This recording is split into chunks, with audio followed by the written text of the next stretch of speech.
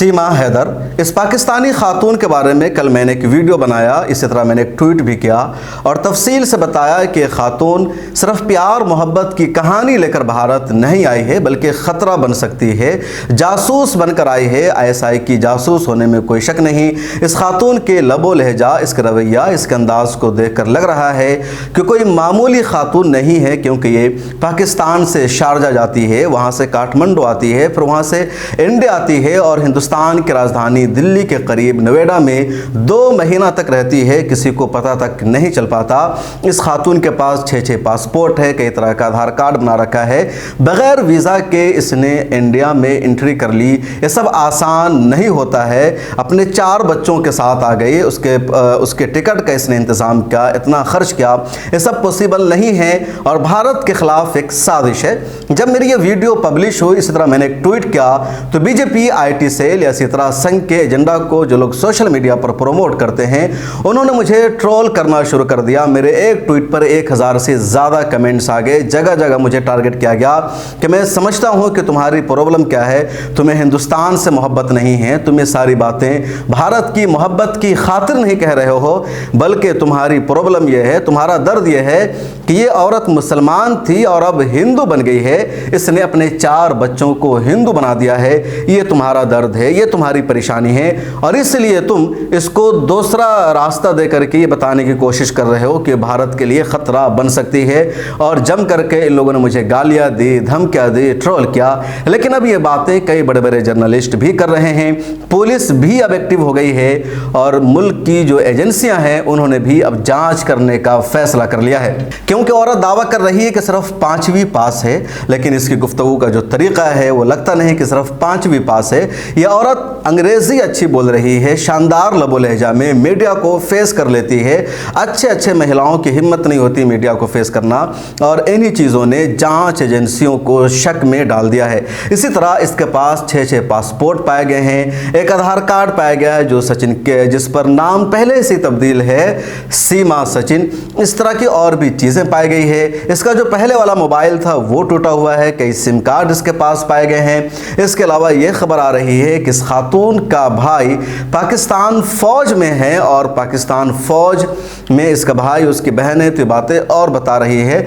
मैंने भी बताया था कि अजीमा ने जब मुझे इसकी पूरी तफसील बताई, कि सारे इंटरव्यूज़ उसने देखे, तो बताया कि गुलाम हैदर जिसके शौहर है, जब वो गुफ्तगू करते हैं तो लगता है कि वो रटी रटाई चीज़ें बोल रहे हैं। पहले उसे किसी ने समझा रखा है कि तुम्हें मीडिया में किस तरह बात करनी है, किस तरह जवाब देना है। इसी तरह सीमा जो गुफ्तगू करती है तो बहुत ठहर कर, सुकून के साथ और सारी चीज़ों को। इस बीच पाकिस्तान की तरफ से कोई सख्त रिएक्शन नहीं आ रहा है, पाकिस्तान की फ़ौज का कोई स्टेटमेंट सामने नहीं आया, वहाँ के ISI का कोई सामने नहीं आया है, पाकिस्तान की हुकूमत की तरफ से भी कोई ख़ास बयान सामने नहीं आया इसको वापस बुलाने के लिए, किसी तरह की चीज़ें करने के लिए। लोगों को ये भी शक है कि औरत शारजा पहुँच जाती है 4 बच्चों के साथ, वहाँ सख्त चेकिंग होती है। ये सब कैसे हुआ, काठमांडू कैसे आ गई, किसने मदद की, और फिर नेपाल से इंडिया पहुँच जाती है।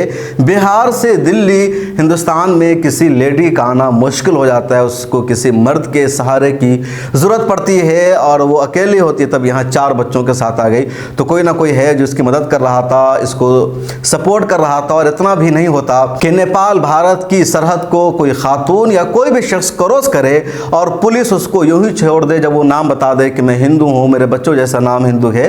बल्कि जो भारत के ऑफिसर है बड़े ईमानदार होते हैं, बड़ी सख्ती से चेकिंग करते हैं और वो हिंदुस्तान की सिक्योरिटी के साथ खिलवाड़ नहीं कर सकते हैं, ना उन पर इल्ज़ाम लग सकता है, इसलिए आम खातून नहीं है। बहरहाल जिन शकूक का, जिन खदशात का मैंने इजहार किया था, अब कई बड़े बड़े एंकर भी उसी अंदाज पर गुफ्तगू कर रहे हैं। जांच एजेंसियां भी सरगर्म हो गई है, सब लोग इसके लिए फ़िक्रमंद है। लेकिन एक तबका है जिसको इस बात से खुशी हो जाती है कि बस ये औरत हिंदू बन गई है और इसलिए वो जश्न मना रहे हैं। उनकी खुशियों का ठिकाना नहीं है।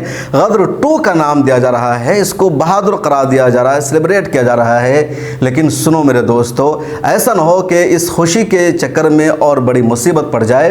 कोई धर्म फैलता है अपनी खूबियों की वजह से, अपनी सच्चाई की वजह से, जो लोगों को अपनी तरफ मुतवज्जे करता है।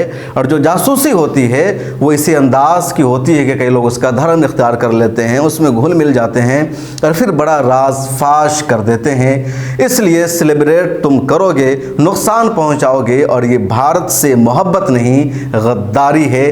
देश से सच्ची मोहब्बत यही है कि इसकी पूरी जांच पड़ताल की जाए, तहकीक की जाए, क्योंकि शक बढ़ता जा रहा है। और इस वक्त एक और वीडियो वायरल हो रही है। एक रिपोर्टर है, वो रिपोर्टर इसे सवाल करता है कि क्या तुम मुसलमान हो? कहती मैं मुसलमान हूँ। वो कहता है अगर मुसलमान हो तो सूरह फातिहा पढ़ो, कोई कलमा पढ़ो, कुछ भी पढ़कर सुना दो, पहला कलमा तैयबा ही ला इलाहा इल्लल्लाह मुहम्मद रसूलुल्लाह। लेकिन ये लेडी पहला कलमा तक नहीं पढ़ पाती है, सूरह फातिहा तक नहीं पढ़ पाती। कहती सॉरी मुझे कुछ याद नहीं रहा।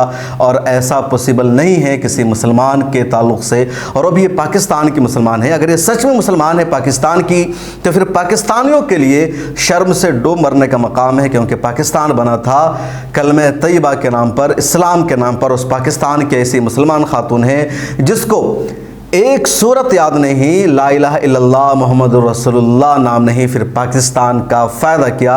और अगर ये कुछ छुपा रही है या ये मुसलमान ही नहीं कुछ और है, तो और भी कोई बड़ा राज हो सकता है। कुछ भी है, मामला उतना आसान नहीं है जैसा बताया जा रहा है। आपका क्या ख्याल है? कमेंट सेक्शन में ज़रूर लिखिएगा। मिल्लत टाइम्स को आपकी ज़रूरत है, हमारी आप माली मदद करें।